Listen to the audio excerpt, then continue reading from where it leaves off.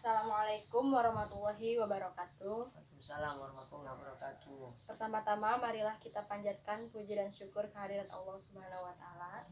Pada kesempatan kali ini kita akan belajar tentang hadis tentang penyakit pasti ada obatnya. Sebelum kita ke materi, Ibu akan membacakan hadisnya dulu. Hadasana Muhammad bin Musanna, hadasana Abu Ahmad Jubair, hadasana Umar bin Sa'id bin Abi Husain kola, hadasani atau Ibnu Abi Robahin an Abi Hurairah radhiyallahu anhu anin Nabi sallallahu alaihi wasallam kola ma anzalallahu da'an illa anzalalahu shifa'a.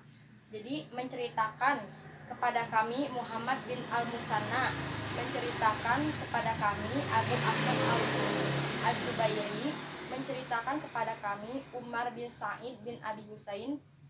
Dia berkata, menceritakan kepadaku At-Toha bin Abi Robah dari Abu Hurairah radhiyallahu anhu dari Nabi sallallahu alaihi wasallam. Beliau bersabda, Allah tidak menurunkan penyakit kecuali menurunkan juga obatnya. Jadi Allah tidak akan menurunkan atau memberikan suatu penyakit kalau penyakit tersebut tidak ada obatnya. Karena semua penyakit pasti ada obatnya.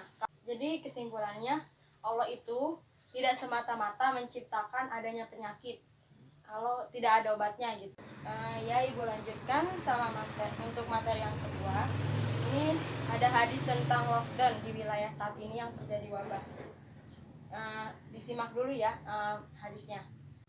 Hadasana Habdu bin Umaro, hadasana Su'batu kola, akhbarani Habibu bin Abi Sabiti kola, sami'tu Ibrahima Sa'di kola, sami'tu Usamata bin Zaidin yuhaddisu dan anin Nabi sallallahu alaihi wasallam anna qala iza sami'tum bit'uni bi ardin fala tadkhuluha wa idza waqa'a bi ardin wa antum biha fala tahjuju minha. Riwayat Bukhari. Jadi menceritakan kepada kami Habs bin Umar, menceritakan kepada kami Syu'bah, ia berkata, mengabarkan kepadaku Habib bin Abi Sabit, ia berkata, aku mendengar Ibrahim bin Sa'ad, ia berkata, aku mendengar Usama bin Zaid menceritakan dari Sa'ad dari Nabi SAW bahwasannya beliau bersabda, jika kamu mendengar wabah di suatu wilayah, janganlah kalian memasukinya, dan jika terjadi wabah di tempat kamu berada, maka jangan tinggalkan tempat itu. Kan sekarang lagi marak-maraknya nih virus COVID ya. Jadi dalam hadis tersebut kita bisa ambil kesimpulan agar kita menjaga diri gitu dari virus tersebut. Bukannya kita tidak percaya sama Allah atau pemerintah gitu, tapi agar kita terhindar dari penyakit tersebut gitu. Saya akan menjelaskan hadis yang ketiga. Hadis ini hadis tentang mengkarantina orang yang sakit.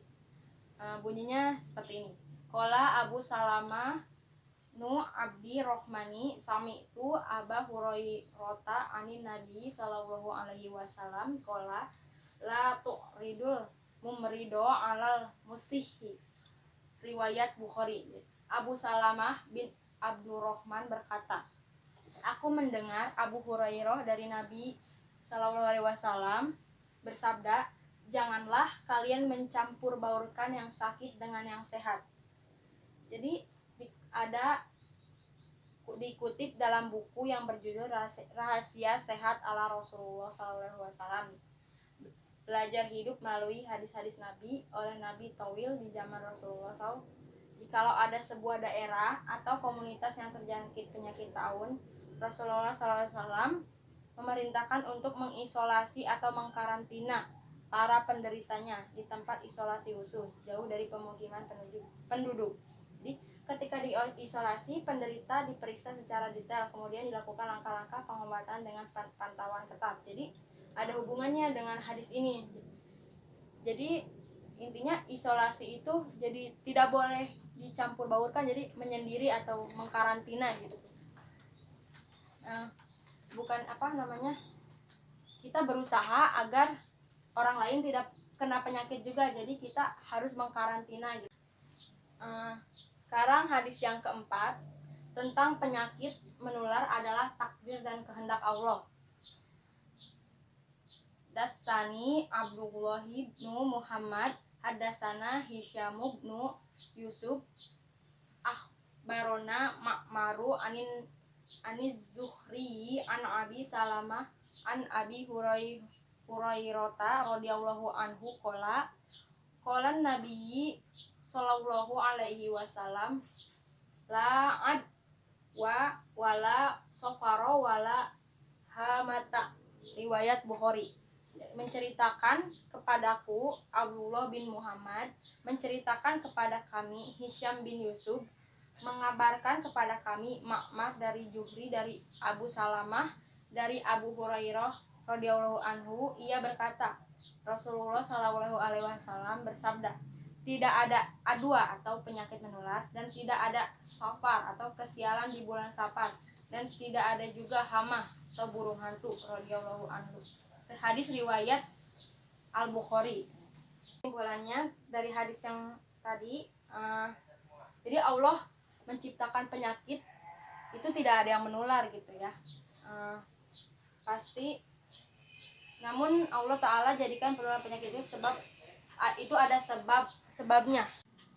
Selanjutnya kita kembali ke materi yang kelima.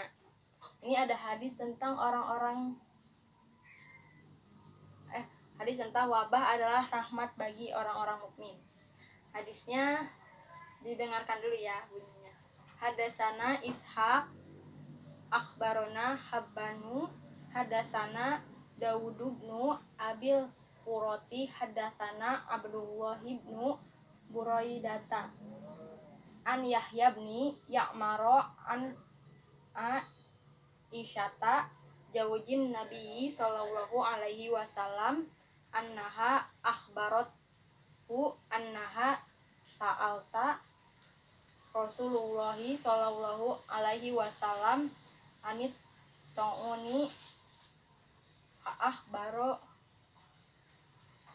Nabi sallallahu alaihi wasallam annahu kana azaban yab'asu Allahu alama yasha'u faja'alahu Allahu rahmatan lil mu'minin falaisa min abdin yaqut ta'unu fayam kusu fi baladihi sobiro ya'lamu annahu lan yusi bahu illa ma kataballahu illa kana lahu mislu adris syahidi, riwayat Bukhari.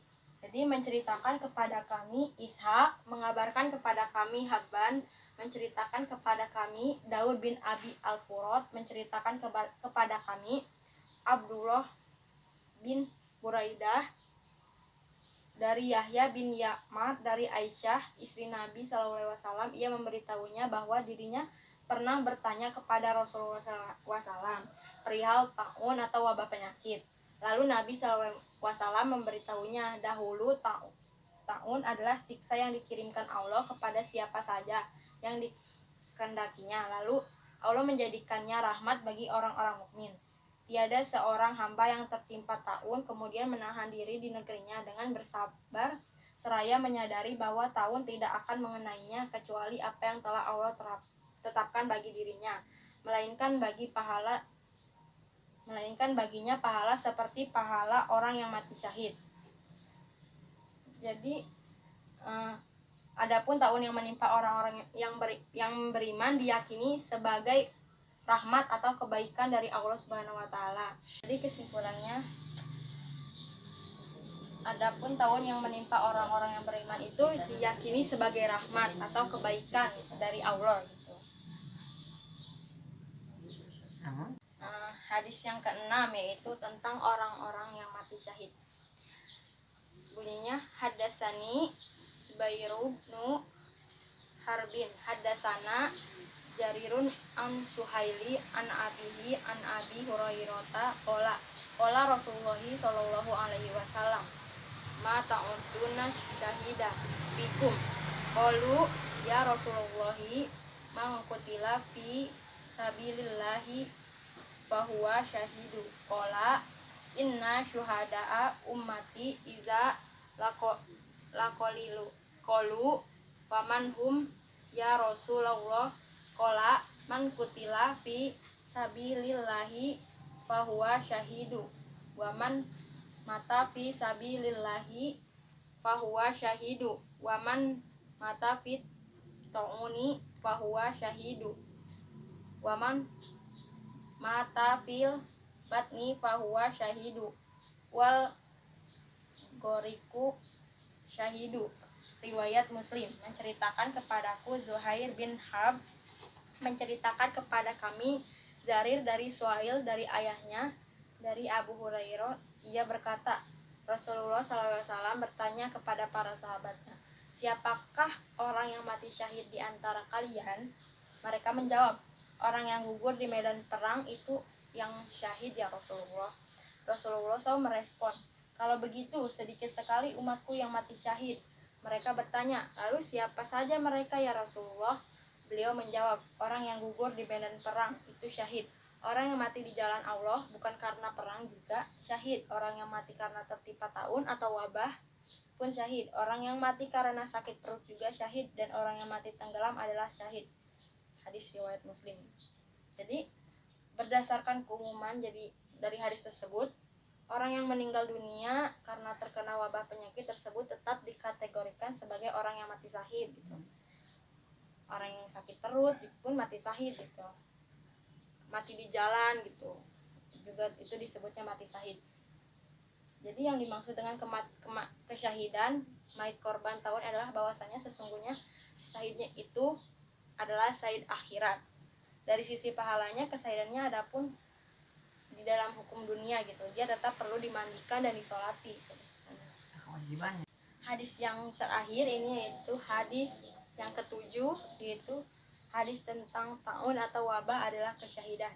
Hadatsana Hamid bin Umarul Bakrawi hadatsana Abdul Wahid yakni Riyadin hadatsana Asimu an Hobsota binti Sirina kolat